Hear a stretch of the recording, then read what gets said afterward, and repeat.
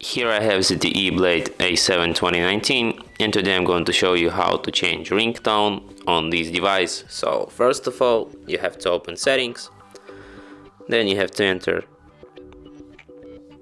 sound section, then go to the advanced and then to ringtones.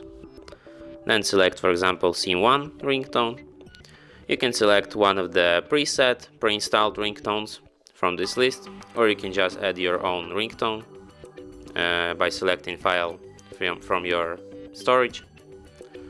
Let's listen to some of the preset ringtones.